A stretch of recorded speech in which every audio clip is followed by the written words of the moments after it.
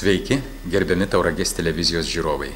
Šiandien mūsų laidoje Demokratinės darbo partijos rajoninė konferencija, reportažas agrarinės reformos tema iš Skaudvilės apylinkės tarybos sesijos, interviu su Sąjūdžio rajono tarybos pirmininku Raimondu Merkeliu ir Nepriklausomybės partijos nariu Romu Zavecku, parodos atidarimas Tauragės krašto muziejuje.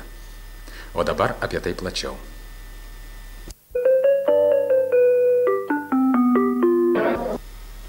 Sausio 18 dieną, šeštadienį, įvyko Demokratinės darbo partijos rajoninė konferencija. Joje dalyvavo Respublikos aukščiausios tarybos deputatas, vienas iš kairiųjų frakcijos lyderių Vladimiras Beriozovas. Jūsų dėmesiui keletas fragmentų iš partijos rajono skyriaus pirmininko pavaduotojo Viktoro Kovšovo, narių Stasio Lapės, Broniaus Jagmino ir kitų pasisakymų.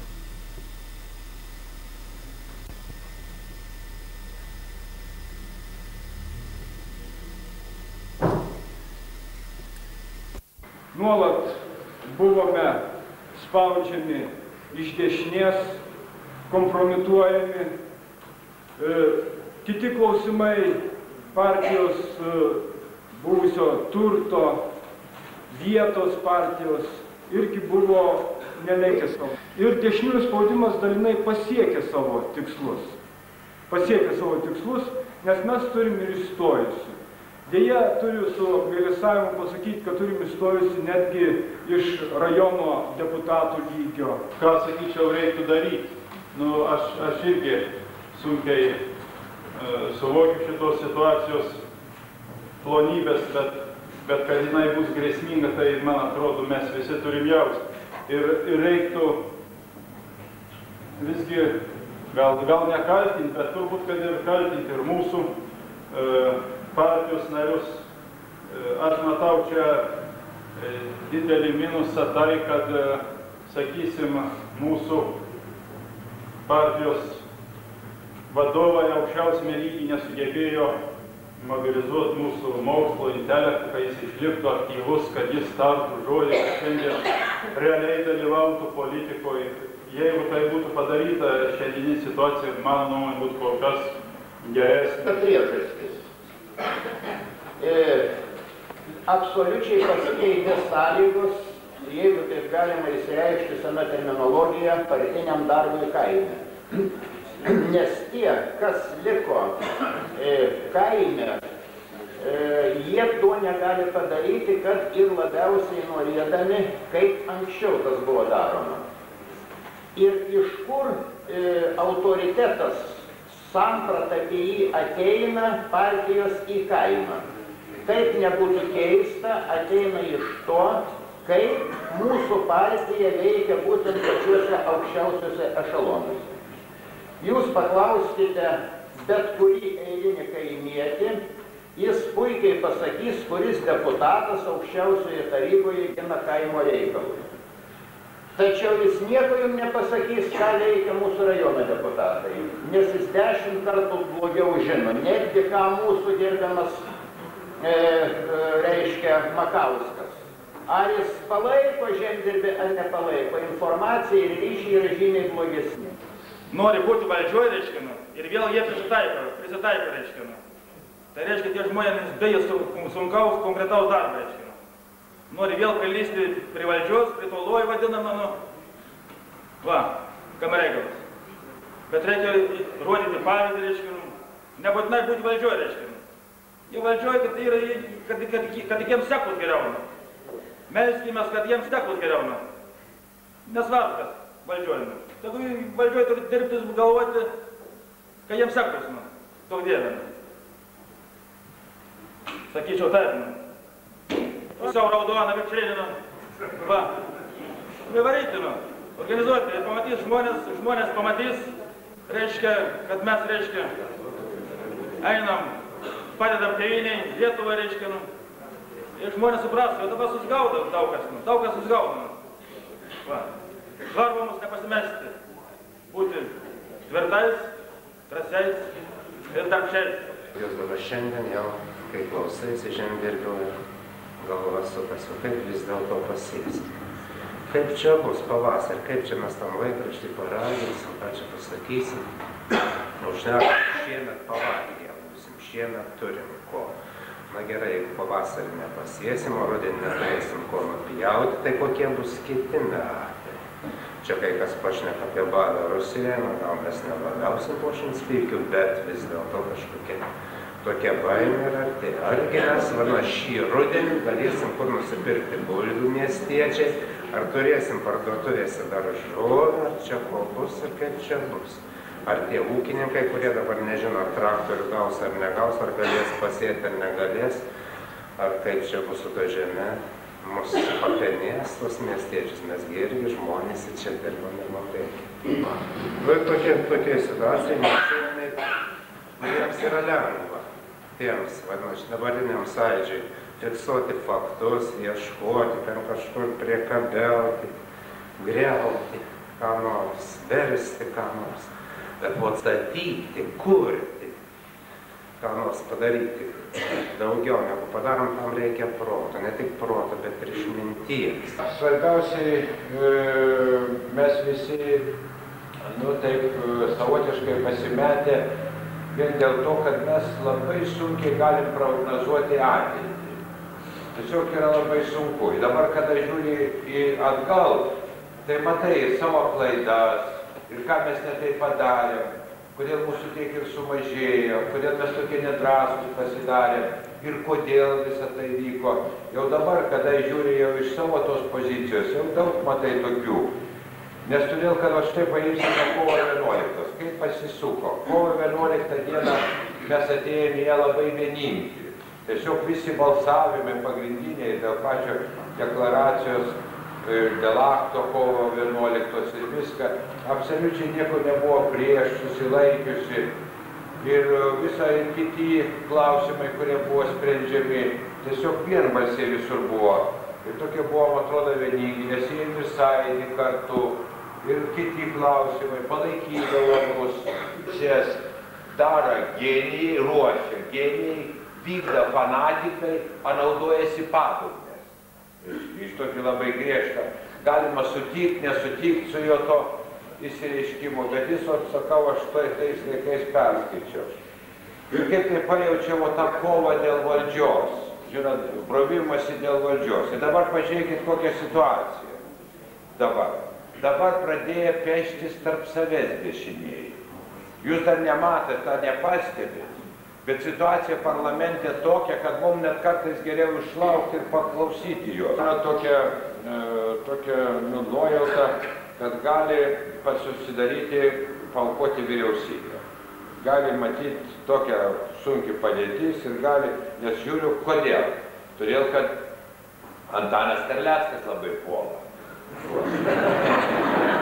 Jis yra kaip barometras. Ką jis puola, paskui praktiškai jis įgyvendina.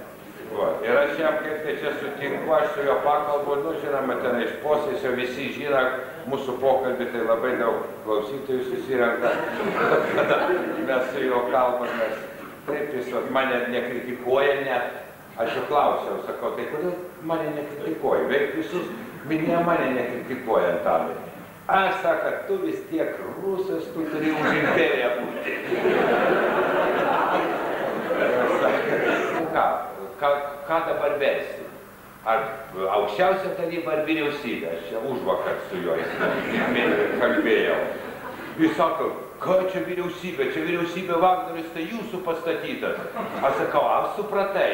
O aš sakau, negalvojau, kad suprasi. Sakau, viską jis dirba pagal mūsų. Dabar Jungtinė Sąjūdžio frakcija liko 27 deputatai. 27. Reiškia, jau yra dvi tautininkų, kurie tautininkai nesuskyla. Neprisijungusi ir prie Jungtinės Sąjūdžio. Prašau, jį jau nebegali dominuoti, jį nebegali diktuoti tarp dešiniųjų, yra tam tikras tos diferenciacija.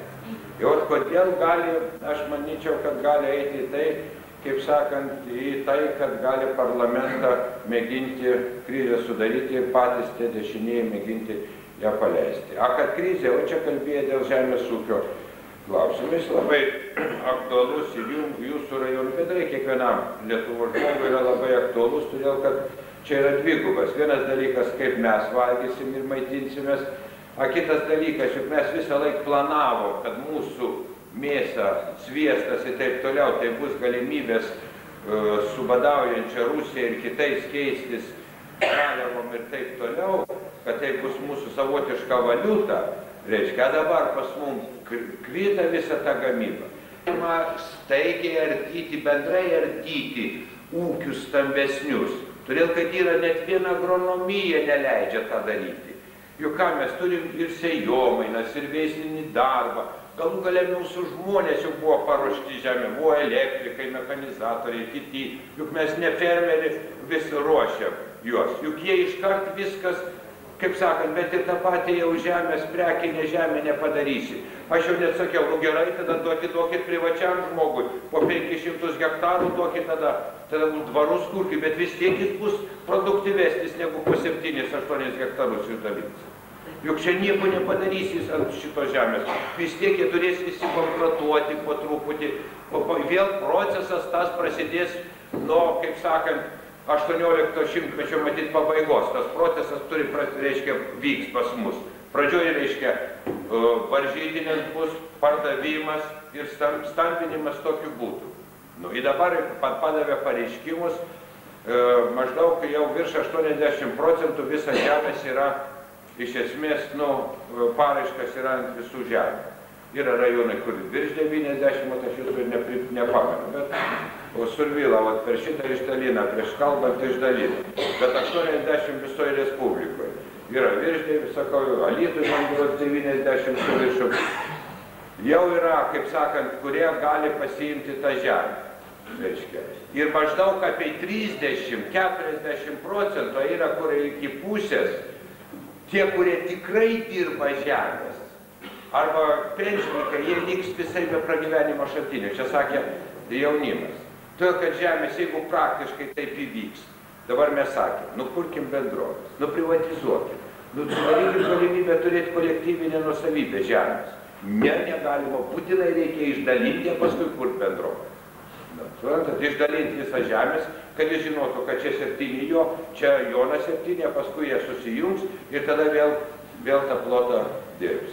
Mes tikrai jaučiamės drąsiau, stipriau, o drąsiau reikia jaustis. Reikia jaustis. Nu, nėra kalbos, yra pavojus, spaudoj skaitat, reiškia, bet mums reikia jaustis, kada mūsų daug, su mumis skaitosi, mūsų klausosi, nes kaip nekaip, vis tiek mūsų partija yra pati skaitingiausia. Pirmadienį Skaudvilėje vyko apylinkės tarybos sesija, kurios pagrindinė tema – Žemės ūkio reformos eiga apylinkėje. Trumpą ataskaitą pateikė Agrarinės komisijos pirmininkas Kairys. Iš 500 su viršum norinčių savarankiškai ūkininkauti, kol kas apylinkės ūkiuose atrinkta tik po 14 šią teisę ir žemę jau turinčių ūkininkų. Vasario 1 dar turėtumėm pagal tos reikalavimus paleisti dar ūkininkauti. Trūksta kol kas dokumentų ir trūksta duomenų. Gerbiami deputatai, nežinome, ką daryti, atakuoja miesto žmonės, jie teisės turi, jiems pagal įstatymus mes esame bejėgiai priešintis, nors kai kurie gyvena Klaipėdoj, Vilniuj, Kaune, čia jokių pastatų neturi. Jie įrodinėja mums, kad paėmė 100 000, prašo paskolos įrodinėja, kad paėmė 100 000, jie nori šį pavasarį ūkininkauti. Čia jūs turėtumėte irgi tarti kokį nors. Įstatymas yra beveik jų pusėje. Ar aš nežinau, ką padaryti. Mano balsas tai yra vienas, agrarinės tarnybos kitas, antras, trečias. Reikia tuos sprendimus priimti pas mus, o gali užkirsti kelią tam tik tai Žemės ūkio valdybos skyriui. Nors jie, aš nelabai tikiu, kad kas ten gero bus gyvendamas Klaipėdoj ūkininkams. Rajono Žemės ūkio valdybos viršininkas Sigitas Baciuška reziumavo reformos eigą ir ryšim su ją iškylančias problemas. Aš tik tai paliesiu, reiškia, labai trumpai. Skaičiai pas jūs nėra dideli. Visumoje Skaudvilės apylinkė nėra pati didžiausia, ta prasme, kad turėtų didžiausią skaičių norinčių atskirai ūkininkauti. Daugiausia norinčių ūkininkauti yra Žygaičių ir Tauragės apylinkėse, net apie 80%. Tačiau šitie skaičiai yra netikri, ta prasme, kad visgi dabar jau darbas tolimesnis rodo su tais pretendentais, kad jie daug jų tarp yra tokių, kurie rašė pareiškimą ūkininkauti dėl to, kad rašė kaimynas, dėl to, kad paprasta samprata, kad aš turėsiu žemę, o paskui, kad ir čia kas beįvyktų, nesvarbu, aš turėsiu žemę. Tačiau, kada jau reikia konkrečiai spręsti, konkrečiai matyti, galvoja, jau artėja pavasaris, reiks dirbti, tada žmonės pradeda giliau, taip sakant, samprotauti. Ir daug kur kitose Tauragės apylinkėse jau žmonės iš tų, kurie buvo užsirašę ūkininkauti, nori kompensacijos, kiti nori atidėti. Žodžiu, čia toksai judėjimas vyksta. Bet čia mums visiems turbūt reikia gerai žinoti, kad jeigu žmogus turi nuosavybę patvirtinančius dokumentus ir bent jau minimaliai jisai yra pasiruošęs ūkininkauti, ta prasme, kad jisai turi trobesius, vadinasi, techniką, gyvulius, reiškia, jam reikia duoti ir tegu jisai tvarkosi, tegu jisai ūkininkauja. Labai plačiai visur gvildenama problema dėl 2-3 hektarų apdirbimo. Kaipgi jisai, reiškia, įsiskaidžius tam ūkiui, kasgi apdirb žmonėms, reiškia, šitus asmenius pagalbinius sklypus, juos jie nuomos iš savivaldybių. Tai praktiškai yra tokia turbūt mintis, nežinau, gal jūs geresnių pasiūlysit, kad visgi techniką reikia šitam plotui, reikia paskirti. Tai yra, matyt, sudaryti gamybinį technologinį komplektą ir proporcingai žemės plotui, kaip kad, pavyzdžiui, kiek technikos agrarinės reformos tarnyba skirs ūkininkams, su kokiu plotu jie eina ūkininkauti. Čia plotas atitinkamas yra, vadinasi, sudaro šitie 2-3 hektarai. Tokiam plotui technikos reikia skirti ir statyti šitą objektą, šitą gamybinį technologinį komplektą į aukcioną ir kas nori, tegul su savo, taip sakant, investiciniais čekiais, su savo lėšomis tegul perka. Dėl labai plačiai diskutuojama sesijose, dėl vandentiekio kanalizacijos, dėl valymo įrengimų, kaip su tais. Tai ir savivaldybės, valdytojas yra tokios nuomonės, kad šitus objektus, juos atitinkamai paruošus, sutvarkius, reikia perduoti vandentiekio ir kanalizacijos pas mus valdybai, tai tarnybai, Naujokaičio vadovaujamai. Žinoma, tik tai, kadangi bendrai rajono stovis jų yra labai prastas, jie yra ir neveikia kitur, ir nėra įrengimų paskutiniu metu yra ištampytų, vadinasi, reikia juos atstatyti, kadangi neatstatytų, nesutvarkytų, jų nenorės perimti. Valdytojo potvarkiu yra sudaryta atitinkama rajoninė komisija, kuri važiuoja dabar per ūkius, praeitą savaitę kai kur važiavo, jeigu pas jūsų ūkiuose dar nebuvo, tai greičiausiai metu apsilankys.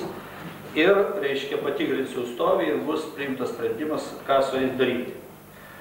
Rajoniniam pasitarime buvo iškilę klausimų dėl elektros ūkio, ypač laikinų administracijų vadovai kėlė, kad mes statėm, reiškia, pastotis, kitos elektros magistralės į savų lėšų, vėliau jis perdavėm elektros tinklų, reiškia, elektros tinklų balansą ir tokiu būdu dabar privatizacijos eigoje lyg tai reikėtų, kad atiduotų, žodžiu, tas grąžintų lėšas ar panašiai, ar netgi ir tinklus. Mes galvojam, reiškia, čia pasitarė su kai kuriais ūkiais, kad visgi reikėtų matyti, pastatėm, atiduokim tiem elektros tinklam ir tegu jie turi, tegu juos eksploatuoja. Tai čia turiu galvoje stambesnės magistralinės linijas ir pastotis. O tie elektros įrengimai, kurie bus prie objektų, tai kartu privatizuosi su gamybiniais technologiniais komplektais ir tokiu būdu spręsis. Prekybos, kultūros, švietimo objektai. Čia klausimas irgi nėra lengvas, variantų yra keletas. Reikėtų pretendentų susirinkimuose dėl šitų objektų labai taip jau atvirai žmonėms viską išaiškinti, pateikti visus variantus ir kad jie priimtų sprendimus. Žinau, yra čia keletas objektų, pavyzdžiui, prekybos, kurių neperka prekybininkai, tada šiuo atveju iš tiesų matyti tikslingai matyti į aukcionus, va čia kaip Vaidilai galvoja, reiškia, tokiu būdu privatizuoti. Yra kultūros objektų, švietimo mokyklų. Artimiausių metų savivaldybė, surinkę visus mes duomenis, suklasifikavę kultūros švietimo objektus, matyt, čia dar bus kreiptas į vyriausybę, kiek galima, reiškia, kiek galima ir iš rajono biudžeto, ir iš respublikinio biudžeto gauti lėšų, kai kuriuos objektus galbūt išpirkti, kai kuriuos reikia, pavyzdžiui, kaip Norkiškės valstybinis ūkis pretendentų susirinkime nutarė iš balanso į balansą, vadinasi, perduoti apylinkės savivaldybei, o vėliau jinai tenai, kadangi yra visos kitos, reiškia, kaime įstaigos ir medicinos, ir kultūros, ir ryšių, tai ims savivaldybė nuomą už eksploataciją, vadinasi, ir tokiu būdu, reiškia, vyktų tokia privatizacija. Ūkiai dirbančiųjų žemė.